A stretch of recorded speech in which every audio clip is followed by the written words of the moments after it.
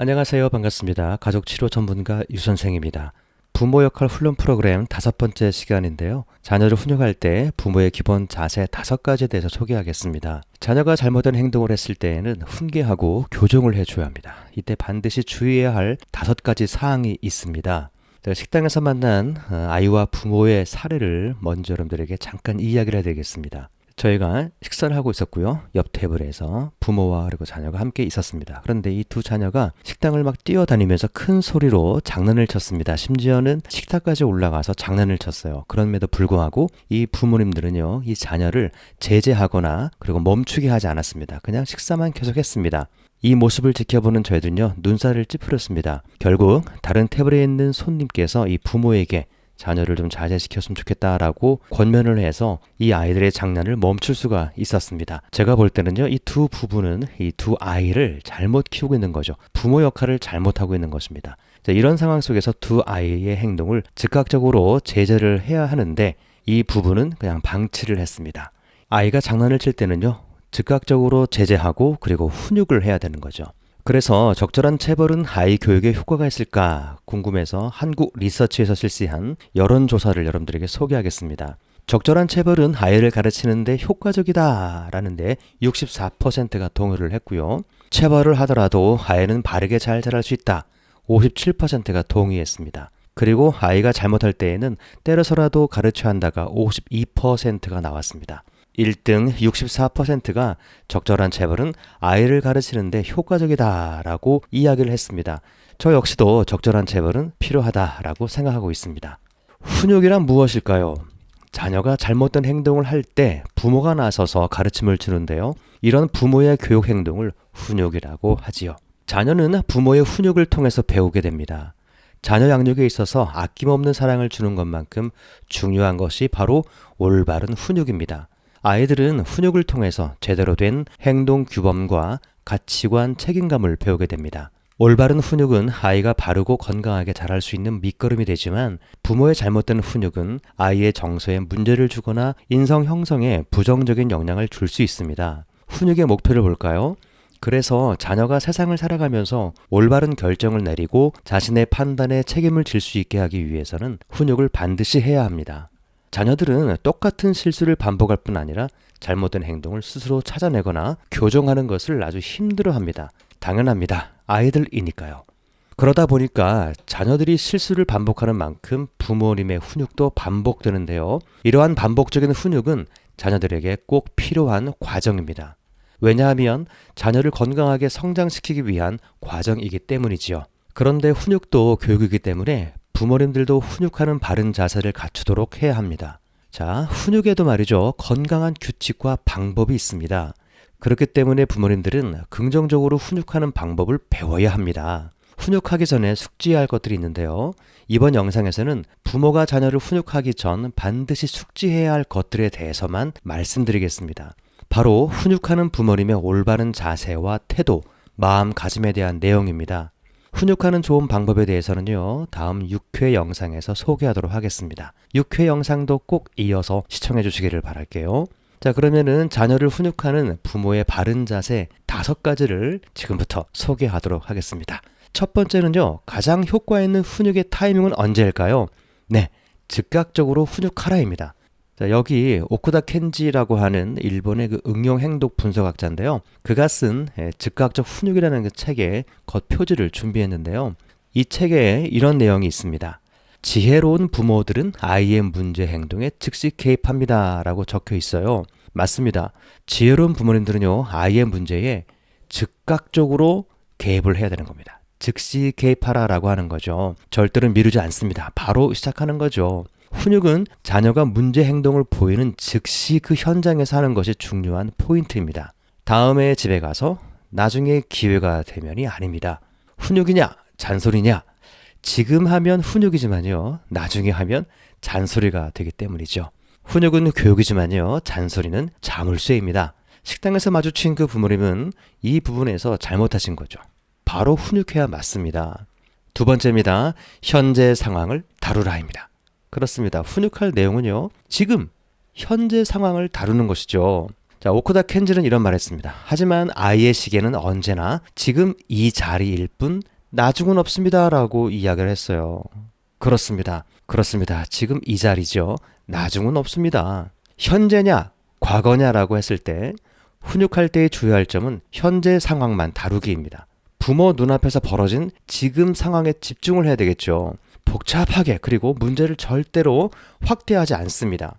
잘못의 원인을 분석하거나 누구 책임인지 막 확대해서는 결코 안 되는 거죠. 과거에 잘못했던 일들을 연상해서 들추지 않습니다. 비슷한 행동을 찾거나 또 긴 설교 있죠. 그 나중에 또 교육하는 거 반복 교육이죠. 절대 해서는 안 되는 것이죠. 자, 세 번째입니다. 잘못한 문제의 행동을 지적할 때는요. 구체적으로 해야 합니다. 그렇습니다. 구체적으로 해야 되는 거죠.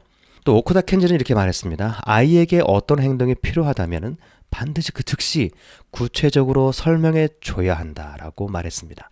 두리뭉실 넘어가면 안 되는 거죠. 바로 구체적, 아주 세세하게, 상세하게 설명을 해줘야 한다라고 하는 겁니다. 구체적으로 설명할 때 순서가 있어요. 먼저 부모가 자녀의 잘못된 행동을 구체적으로 설명해 줘야 하는 겁니다.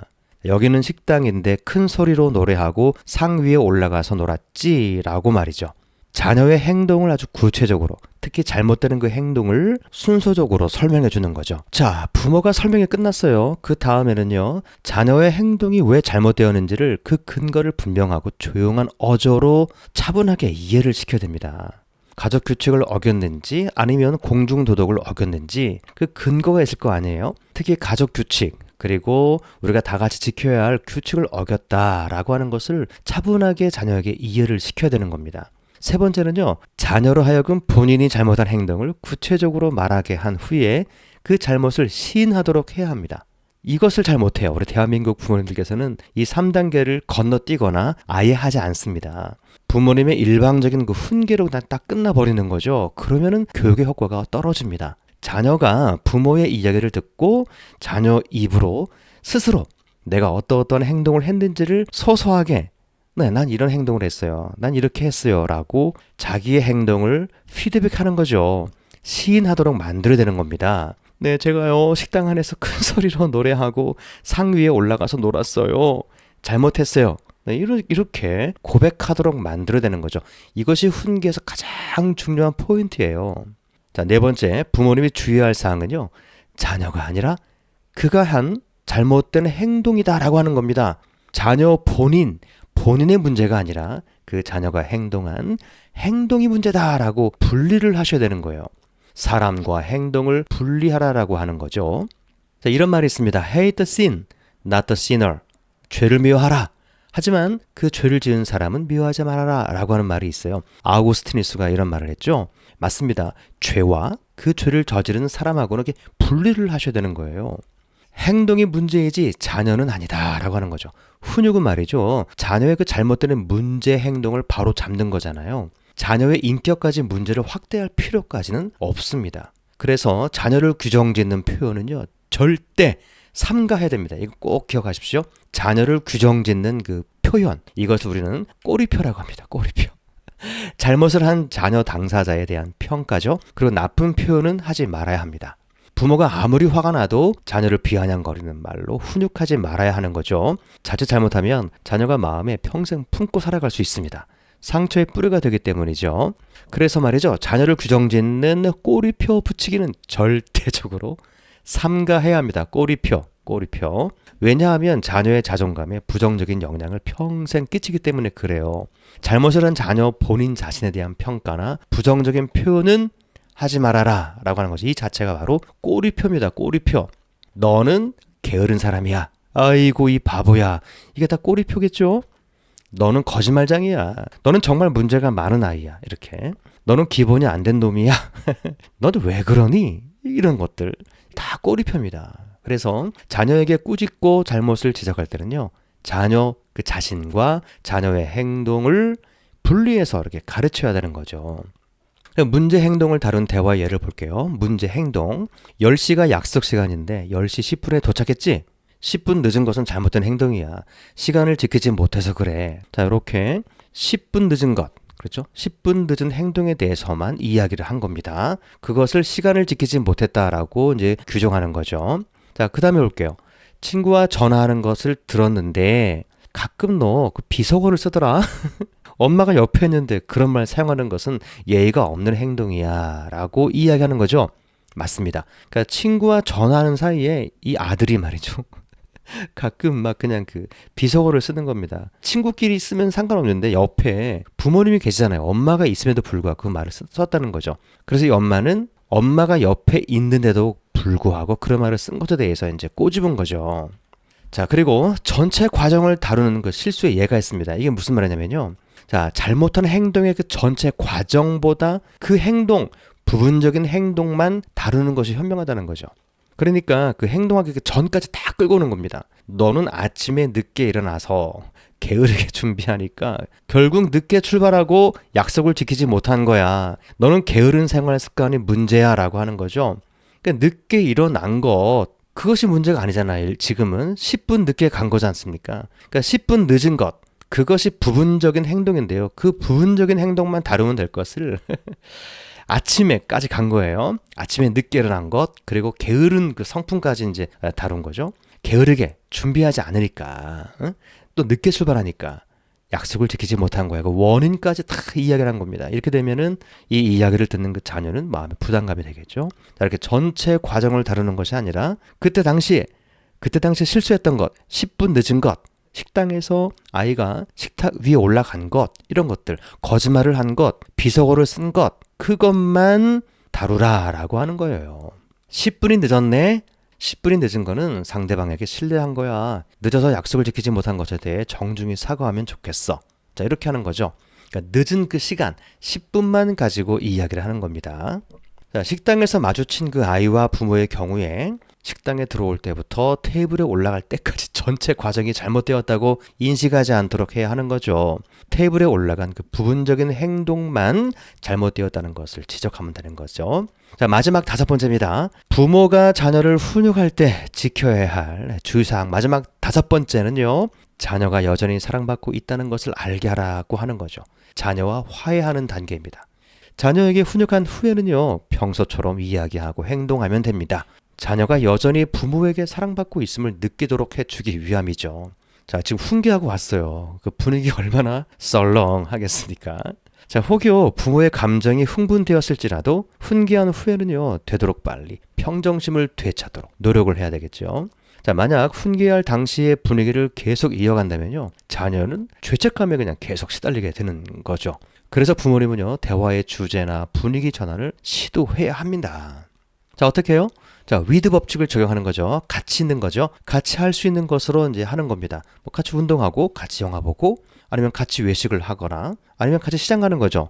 아니면 같이 가서 뭐 옷을 사거나, 같이 무엇인가를 해서 그 전에 있었던 그 분위기를 전환시키는 데 노력을 하셔야 됩니다. 그래서 자녀로 하여금, 아, 나는 여전히 부모님에게 사랑을 받고 있는 존재야. 그래, 훈계는 훈계고 지금은 지금이야. 라고 서로 또 그 상황을 분리할 수 있도록 할 수 있도록 해줘야죠.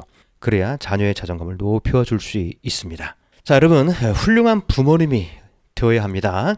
가정교육을 잘하는 부모가 되어야 되는 거죠. 자녀를 지혜롭게 훈육할 줄 아는 부모가 훌륭한 부모라고 생각합니다.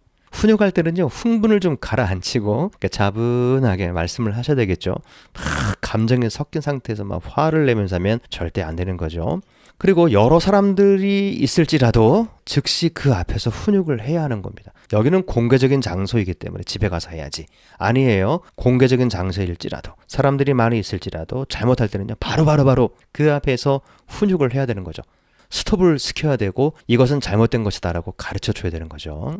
자, 여기까지 부모님이 지켜야 될 것을 말씀드렸고요. 다음 6회 영상에서는 자녀의 잘못된 행동을 다루기 위한 그 긍정적인 방법들이 있습니다. 어떻게 자녀를 훈육할 것인가, 실제적인 그 방법에 대해서 여러분들에게 소개하도록 하겠습니다. 자, 여기까지 가족치료 전문가 유선생이었습니다. 여러분 고맙습니다.